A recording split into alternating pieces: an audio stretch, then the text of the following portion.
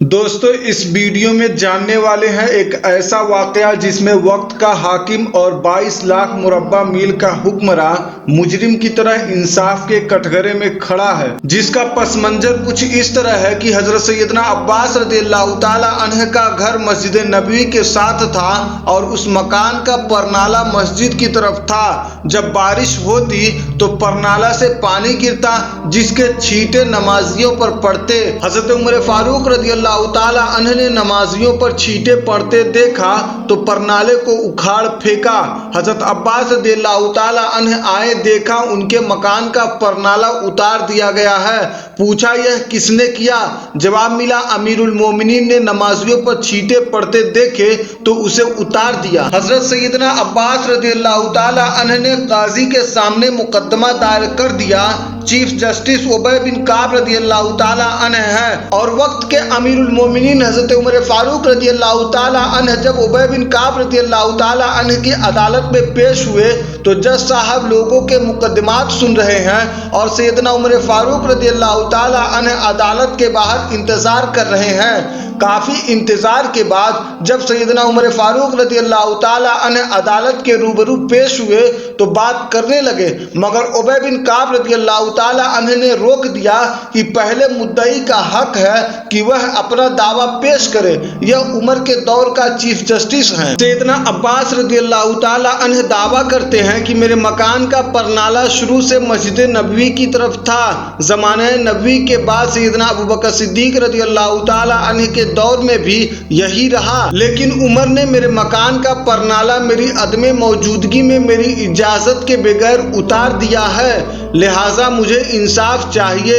Chief justice उबय बिन काब रज़ियल्लाहु ताला अन्हु कहते हैं आप बेफिक्र रहें, आपको इंसाफ मिलेगा।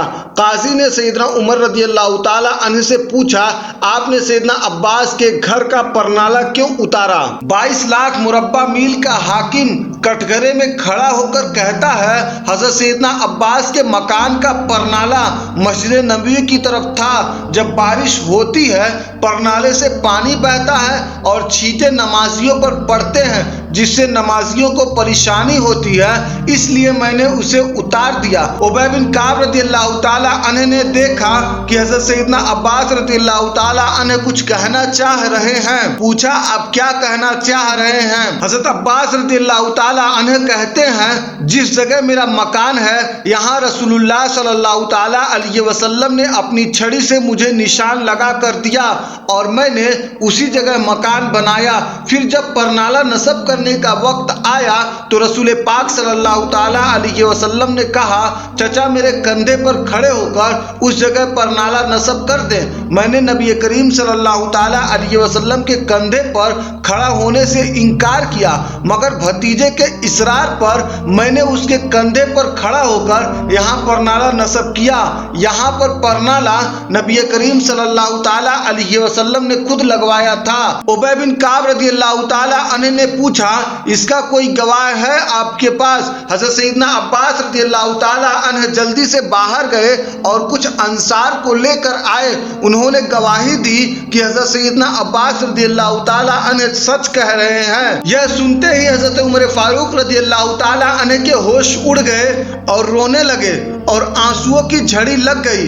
अपना प्यारा नबी याद आ गया और ज़माने नबवी का मंजर नजरों में घूम गया। अदालत में सबके सामने यह 22 लाख मुरब्बा मील का हाकिम सर झुकाए खड़ा है, जिसका नाम सुनकर कैसरो किसरा के ईवानों में लर्ज़त तारी हो जाता था। सैयदना अब्बास रज़ियल्लाहु ताला अन्हु से कहा मुझे नहीं मालूम था कि यह परनाला रसूल पाक सल्लल्लाहु ताला अलैहि वसल्लम ने खुद लगवाया है। आप चलिए मेरे साथ, जैसे रसूल पाक सल्लल्लाहु ताला अलैहि वसल्लम ने यह परनाला लगवाया था वैसे ही आप लगाएं। चश्मे कायनात ने देखा कि वक्त का हाकिम दोनों हाथ मकान की दीवार से टिकाकर खड़ा हो गया, बिल्कुल उसी तरह जैसे रसूल पाक सल्लल्लाहु ताला अलैहि वसल्लम खड़े हुए थे। सैयदना अब्बास रज़ियल्लाहु ताला अन्हु अमीरुल मोमिनीन के कंधों पर खड़े हुए और दोबारा उसी जगह परनाला लगा दिया। वक्त के हाकिम का کا یہ سلوک دیکھ کر سیدنا عباس نے مکان مسجد نبوی کو وقف کر دیا۔ دوستو، اس واقعے سے ہمیں سبق ملتا ہے کہ ہمارے بزرگان دین کتنے بڑے انصاف والے تھے اور رسول اکرم صلی اللہ تعالی علیہ وسلم کی سنت پر اتباع کرنے والے تھے۔ اور اگر یہ معاملہ آج ہوتا تو وقت کا حاکم اپنی حکومت کی بنا پر سارا کام اپنی مرضی کا کرتا، لیکن ان بزرگان دین نے صرف انصاف کا خیال رکھا۔